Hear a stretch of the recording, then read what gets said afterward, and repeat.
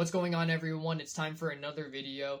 I wanted to hold myself accountable and I wanted to be able to give you the inspiration and motivation to start your journey on financial freedom. With that, let's jump into the computer. Alright guys, I have an overview here from my personal strategy to get to financial freedom. Now, the first thing that I want to do is I want to get a side hustle that meets these 4 criteria. And they are not time consuming, must be scalable, have high returns, and able to be leveraged. If you don't know, I'm currently a fire protection engineer, and I dedicate about 10 hours of my day to work. Outside of work, I have about 3.5 hours that I can contribute to a possible side hustle. That doesn't include getting ready in the morning or making dinner or just extra chores around the house. So I don't have much time in order to do this. The second requirement is that it has to be scalable. I need to be able to put in the same amount of time but get different results.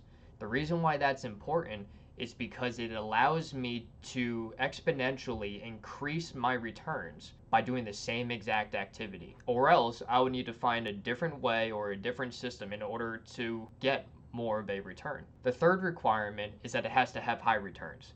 It doesn't make any sense to put in so much effort for such little return. I think that's fairly self-explanatory. The last and final requirement, it has to be leverageable. I don't know if that's a word.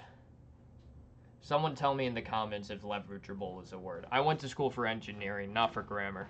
The last requirement is for it to be able to be leveraged. Now, what does that mean? It means that if I am in a position that I can't perform, that it can be done by someone else. I have to be able to still give a customer that product. So if I have a business model or a product that I'm able to outsource to someone else and still be able to get a high return without it affecting my time and still being able to scale, then that is one of the largest things that people really forget about. If you're able to not put in a lot of time, scale your product or your side hustle, get high returns while also not technically doing it, do you think that that's too good to be true? Alright guys, let's jump down to my action steps that I'm personally taking from my journey to financial freedom. At the top of my list is going to be producing free content. Why? Producing free content is allowing me to reach more people about my personal journey. Now, whether or not it's the same as yours, you hopefully will be able to learn something from it. I have 3 main categories. That's a 5. I have 3 main categories to what I'm trying to focus my content on. 1 of them being educational, 2 being documentational, and 3, pure passion. For education, I truly believe that our financial system is beyond broken. It doesn't make sense why you should contribute so much to a 401k or so much to an IRA to only get either taxed in the end, be limited on how much you can contribute, and for it to be locked up for 30 to 40 years if you're my age. At the end of the day, how much money is that really making you? You're never going to see those returns until 30, 40 years later. And I don't know about you, I don't want to wait that long. I want the money now, and I want to be able to control my financial future sooner rather than later. Second, I want to be able to document my journey.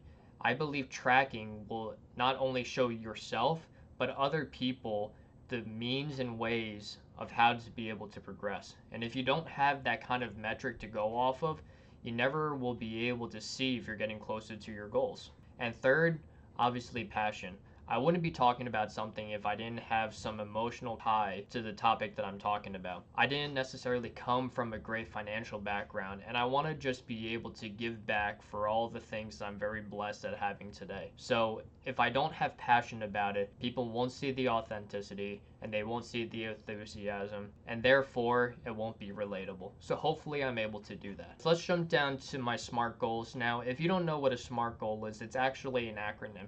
It stands for being specific, being measurable, being attainable, being realistic, and being timely. Now, the reason why I decided to do a SMART goal for this is because if I just had my ultimate goal of reaching financial freedom, I don't know what steps that's necessarily going to take. I'm the kind of person that wants to see progression.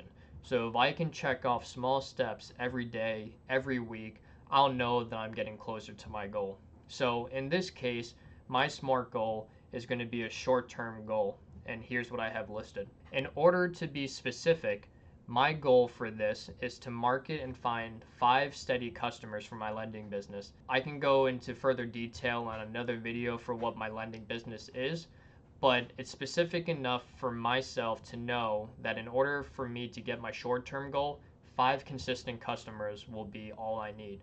Now, in terms of being measurable, the way that I'm going to keep track of myself is through exactly what I'm doing now.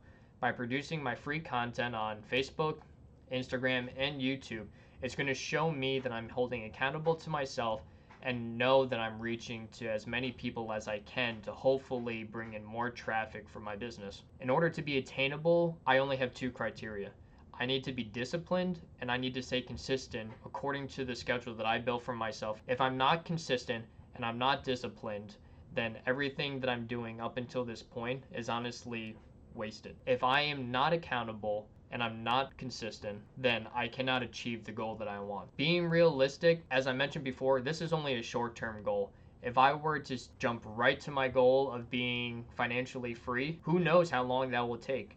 So right now, I'm telling myself that this is just purely a step in the larger goal. And lastly, for being timely, I'm going to be realistic with myself.